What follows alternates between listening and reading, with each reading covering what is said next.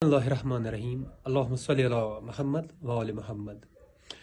पिछले चंद हफ्ते हमने दो मौज़ूआत का इंतखाब किया था। एक इल्हाद बमुकाबले मज़हब, यानी इल्हाद एथीज़म वर्सेस डिवाइन एजेंसी, उसकी यानी दो जो हैं अक़सात में हमने गुफ्तगू की थी। इंशाल्लाह उसे और यानी उसको और एक्सप्लोर करने की ज़रूरत है। उसके बाद हमने एक और मौजू का इंतखाब किया जो निहायत दिलचस्प है, यानी आगाज़ हयात और इर्तिकाए हयात, यानी कुरान हकीम हमें किस तरह रहनुमाई करता है इस सिलसिले में, यानी कुरान हकीम हमारी रहनुमाई किस तरह करता है।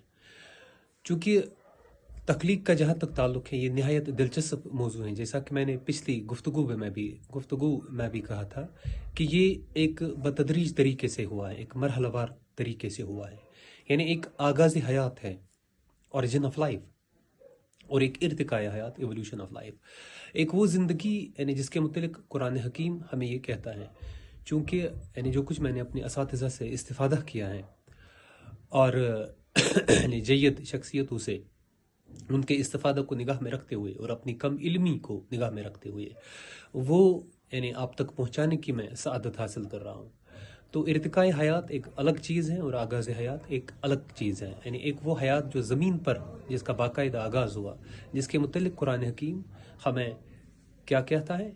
यानी ये भी मैंने कहा था कि ये बज़ाहिर इसमें तज़ाद महसूस होता है, लेकिन असल में ये तज़ाद नहीं, बल्कि ये कुरान हकीम हमें मुख्तलिफ यानी पहलुओं की तरफ इशारा करता है और उनको नुमाया और उजागर करता है। चूँकि कुरान हकीम यानी ये इजमालन अपनी बात रखता है, कॉज़ालिटी को ये सेकेंडरी रखता है, ये इजमालन अपनी बात रखता है, तफसीलात में नहीं जाता। फिर ये यानी कई सौ जिल्दों पर मुश्तमिल होती है, लेकिन उसमें फिर साहिबानी इल्म के लिए, साहिबानी फ़िक्र व नज़र के लिए, असहाब फ़िक्र व नज़र के लिए उनमें मोती छुपे हुए होते हैं। वो उन्हें फिर यानी उनमें उसमें गहराई से जाते हैं, उन्हें ढूंढ लाने की कोशिश करते हैं।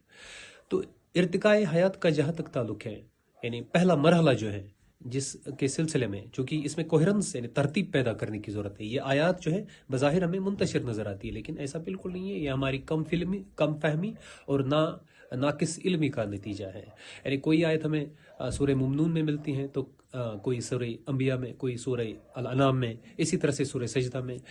तो इसमें करीबन कुरान है कि मैंने ये करीबन 10 से करीबन 15 मरहले जो हैं हो जाते हैं। करीबन 15 मरहलों तक जो है इस तख्लीक को जो है मुकम्मल जो है अपनी तकमील तक पहुँचाया गया। एक आयत है वल्लाहु अंबतकुम मिनल अर्द नबाता। अंबतकुम ये माने खेज है, अम्बतकुम वल्लाहु अम्बतकुम मिनल अर्द यानी ज़मीन से, नबाता यानी पेड़ पौधों की तरह जो है तुम्हें उगाया गया, तुम्हारी यानी तख्लीक का आगाज़ हुआ बाकायदा। उसके बाद चूँकि ये रहम मादर में चली, यानी ये मरहलावार तरीके से। और ये भी कुरान हकीम कहता है कि वक़द खलक़कुम अतवारा, यानी मरहलावार तरीके से। अच्छा, एक और आयत कुरान हकीम की अल्लज़ी खलक़ल मौत वल हयात, यानी खुदावंद कहते हैं कि मैंने मौत और हयात को खलक किया। चूँकि यानी हयात का जहाँ तक ताल्लुक़ है, यानी इसे खलक करना, इसे पैदा करना, ये बज़ाहिर हमें समझ में आ रहा है, लेकिन कुरान हकीम यहाँ पर कह रहा है कि दोनों को हमने खलक किया, यानी मौत को भी और हयात को भी। तो क्या ये दोनों, जैसा कि कुछ अहल इल्म का कहना है कि ये यानी एक दूसरे से यानी ऐसा लग रहा है कि ये दोनों बायोलॉजिकल एंटिटीज़ हैं, यानी इक्वली मटीरियल फेनोमेना से ताल्लुक़ रखती है। चूँकि यानी हयात का एक मरहला यानी वजूद का एक मरहला हयात है और वजूद का दूसरा मरहला मौत है।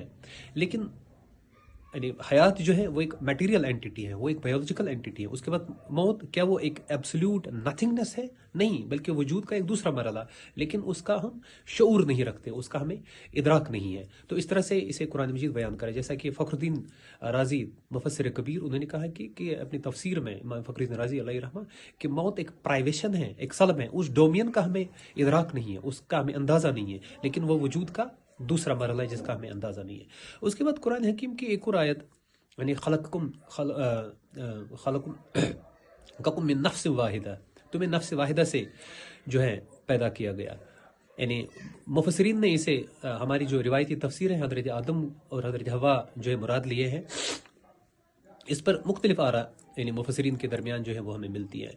कुछ अहल इल्म का कहना है कि ये हो सकता है ये एक बायोलॉजिकल एक फेमिनिटी हो, तो लेकिन ऐसा भी यानी कुरान मजीद का ये दावा नहीं है, हो सकता है ये एक लिसानी मुगालता भी हो सकता है, क्योंकि इस तरह से मतलब ये कुरान मजीद इसकी नफ़ी तो नहीं करता लेकिन दावा भी नहीं किया जा सकता। तो जहाँ तक हमें यानी ये मालूम होता है वो ये है कि ये एक डायरेक्ट डिवाइन एक्ट के तहत हुआ, एक स्पिरिचुअल एजेंसी जो है, एक डिवाइन एजेंसी जो है, एक ग्रैंड स्कीम के तहत जो है इसे अंजाम दिया गया। यानी यहाँ यहाँ जो है ऑन्टोलॉजिकल डिराइवेशन की बात हो रही है, एक डायरेक्ट डिवाइन एक्ट की बात हो रही है, क्योंकि कुरान मजीद हयातियाती मरहलों का जिक्र नहीं करता है, यानी बायोलॉजी जो है यानी हयातियात का जिक्र नहीं कर रहा है, बल्कि वो ओरिजिन ऑफ लाइफ जो है उसे टेक्निकल सेंस में उस तरह से बयान नहीं करता, यानी एक तो इजमालन बयान करता है, तफसीलात में नहीं जाता है। अच्छा, चूंकि मुफस्सिरीन के यहाँ मुख्तलिफ आ रहा है। अच्छा, कुछ अहले इल्म का कहना हो सकता है एक यानी बायोलॉजिकल फैमिली हो, लेकिन इस तरह से ये नहीं कहा जा सकता, क्योंकि न यहाँ यूट्रस का जिक्र है, न यहाँ रिप्रोडक्टिव मैकेनिज्म का जिक्र है, न यहाँ कंटेनर का जिक्र है। जिस तरह मादरे शिकम से जो है बच्चा निकलता है वो एक कंटेनर का जिक्र हो रहा है, लेकिन यहाँ पर वो नहीं है। यहाँ एक ओरिजिन की बात की जा रही है, यहाँ एक डायरेक्ट डिवाइन एक्ट की बात की जा रही है, यानी एक डिवाइन एजेंसी की बात की जा रही है। तो इस तरह से यहाँ इसे इसके मानी मुराद लिए जा सकते हैं, यानी रिप्रोडक्टिव ऑर्गन या डायरेक्ट ये यूट्रस का जिक्र वो बिल्कुल यहाँ पर बिल्कुल नहीं है, बल्कि एक सोर्स की बात की जा रही है। अच्छा, फिर ये भी कहा जाता है कुरान मजीद की एक और आयत के सूरह अल इंसान की, हल अता अल इंसान हीनुम मिन दहर लम यकु शैयन मज़कूरा। हीनुम मिन दहर, ये दहर हो सकता है ये एक कॉस्मिक टाइम हो, एक तवील एक अरसा, चूंकि मुफस्सिरीन ने इसे यहाँ 9 महीने भी मुराद लिए हैं जो मादर कम में जो बच्चा होता है, लेकिन ये यहाँ पर कुरान हकीम क्या कह रहा है कि हल अता अल इंसान हीनु मिन दहर, क्या इंसान को वो वक्त याद नहीं? दहर एक तवील यानी एक फैला हुआ वक्त, एक कॉस्मिक लाइन है, लम यकु शैयन मज़कूरा। क्या ये वही अरसा है, यानी 3.5 बिलियन 3.5 का अरसा? क्या ये वही अरसा है जिसमें ये एक यूनिसेलुलर ऑर्गेनिज्म था? ये भी उसूल के साथ नहीं कहा जा सकता है, प्लॉसिबल है लेकिन दावा नहीं किया जा सकता। ये यानी सही भी हो सकता है, गलत भी हो सकता है, लेकिन दावा बिल्कुल नहीं किया जा सकता है।